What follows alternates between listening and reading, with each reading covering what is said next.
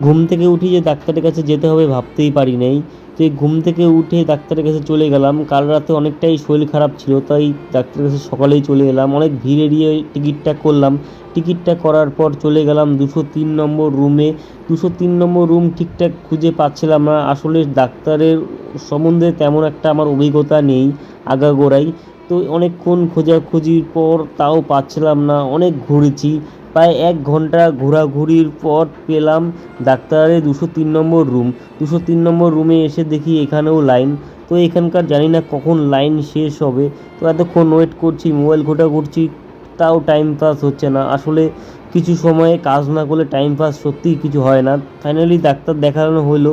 Doctor দেখানো হওয়ার পর ওষুধ কিছু লিখে দিয়েছে। এখানে দেখি অনেকটাই ফাঁকা, তাই তাড়াতাড়ি করে ওষুধটা নিয়ে যাওয়ার পর এখানে চলে এলাম অনুসন্ধান রুমে। অনুসন্ধান রুমে এসে এখানে বুকের ফটো তুলতে বলছে। তো বুকের ফটো তুলছি, জানি না কি রিপোর্ট হবে। তোমরা যদি দেখে বলতে পারো প্লিজ কমেন্টে জানাও।